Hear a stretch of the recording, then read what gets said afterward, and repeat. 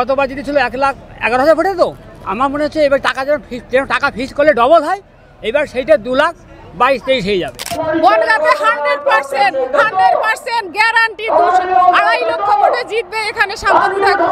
অপদার্থ মমতারের জন্য যোগ্য কর্তৃ যাতে ক্ষয় হয়, পরিত্রাণায় সাধনাং বিনাশায় চ দুষ্কৃতাম ধর্ম সংস্থাপনায় সম্ভবামি যুগে যুগে। আমরা চাই এই দুর্নীতিগ্রস্ত সরকারকে এই বাংলা থেকে মুক্তি করুক। চোরটা এ ভগবান এরে রাবণের মতন শেষ করো। এখানে বিজেপি ছাড়া আর অন্য কেউ আসতে পারে না। এখানে আমাদের শান্তনু ঠাকুরই জিতবে। এবছর আমরা 30টার উপরে সিট পাবো পশ্চিমবাংলায়।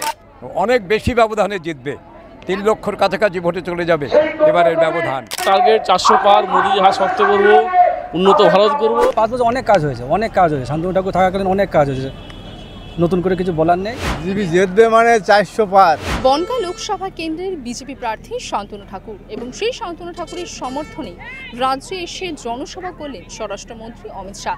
যেই জনসভায় কিন্তু কাতারে কাতারে মানুষ এসে জমায়েত হয়েছে। তো চলুন বনগাঁর সেই সমস্ত সাধারণ জনতার সঙ্গে কথা বলবো এবং তারা বনগাঁয় কাকে চাইছে, আদৌ কি শান্তনু ঠাকুর বনগাঁয় জিততে পারবে, তারা কি বলছে তাদের কাছ থেকে জেনে নেব। কেমন লাগছে? ভালো লাগছে। কে জিতবে বনগাঁতে? এখানে বিজেপি ছাড়া আর অন্য কেউ আসতে পারে না। এখানে চোরামূল বিদায় করতে হবে, বিজেপির আনতে হবে।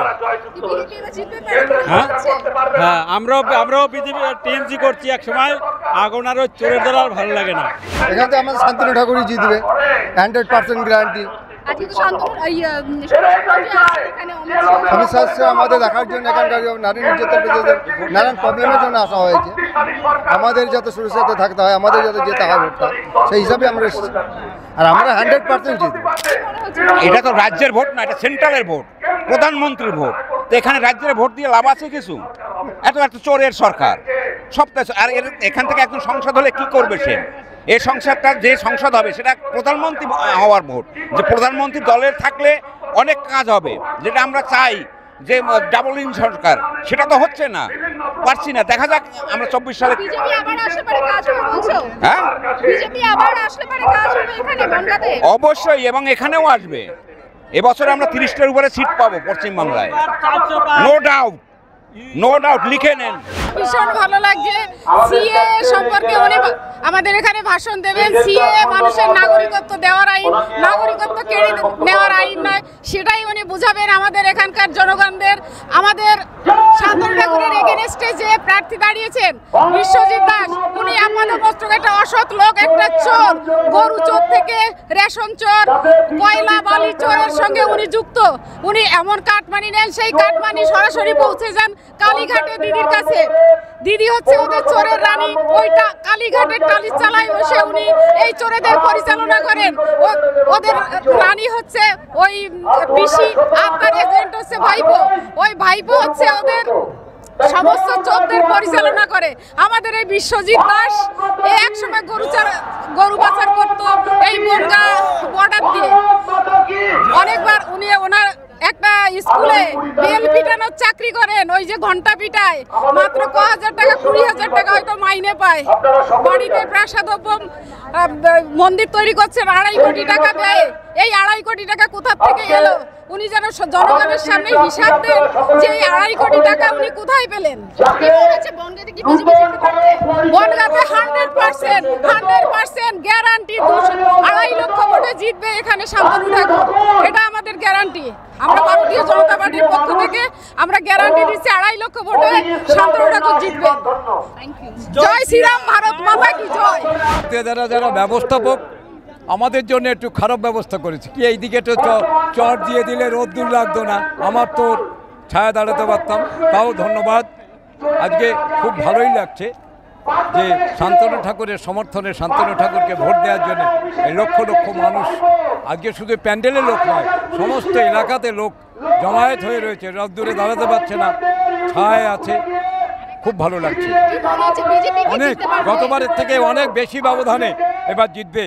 আমি সব বিধানসভাতেই ঘুরে বেড়াচ্ছি, গাড়ি নিয়ে ঘুরে বেড়াচ্ছি, আজকে যাইনি। অনেক বেশি ব্যবধানে জিতবে, 3 লক্ষর কাছাকাছি ভোটে চলে যাবে এবারের ব্যবধান। মোদিজির হাত শক্ত করতে আমরা এই অমিত শাহ জনসভায় যোগ দিয়েছি। আমাদের টার্গেট 400 পার, মোদিজির হাত শক্ত করব, উন্নত ভারত করব, এই লক্ষ্যে আমরা এগিয়ে চলেছি। কি মনে হচ্ছে এখানে কি জিততে পারবে বিজেপি? একদম 100%। আমরা জিতে বসে আছি, তাও আমরা মানুষের সাথে রয়েছি, তো তাই মানুষের সাথে আসলাম। জয় শ্রীরাম, ভারত মাতাকে জয়। আগামী দিনে আমাদের দেশ খুব সুন্দর হবে। কি মনে হচ্ছে এখানে কি বিজেপি জিততে পারবে? হ্যাঁ, বিজেপি অবশ্যই জিতবে, 1 লক্ষ ভোটে জিতবে। খুব সুন্দর। আমরা চাই এই দুর্নীতিগ্রস্ত সরকারকে এই বাংলা থেকে মুক্তি করুক, এই আশা নিয়েই আমরা এখানে এসেছি, যাতে আমরা জয়ী হতে পারি, এটাই আমরা চাই। আর গতবারও মানে শান্তনু ঠাকুর প্রায় 1,12,000 ভোটে জিতেছিল। এবার যেন আশা করি 2 লাখ প্লাস চাই, এটাই আমাদের আশা। হরে কৃষ্ণ হরে কৃষ্ণ। আমি এই 1 মাস মাটির তলে সাধনা করতেছি, এই অপদার্থ মমতারের জন্য যোগ্য কর্তৃ যাতে ক্ষয় হয়। পরিত্রাণায় সাধনাং বিনাশায় চ দুষ্কৃতাম ধর্ম সংস্থাপনায় সম্ভবামি যুগে যুগে। অর্থাৎ এই অপদার্থ সরকার মা বোনের যা মানে অসম্মান, চোরটা, এ ভগবান এরে রাবণের মতন শেষ করো, একে আর চাই তুমি আর ফিরে আনে না। নমস্কার। মোদিকেই চাই। হ্যাঁ, শান্তনু এবার অগাধ ভোটে যাচ্ছে, অগাধ ভোটে, তা নাহলে পৃথিবী ধ্বংস হবে। অধর্ম মানে ধর্ম বলতে কিছু থাকবে না। ভালো লাগলো সবাই। কি মনে হচ্ছে এখানে বিজেপি জিততে পারবে?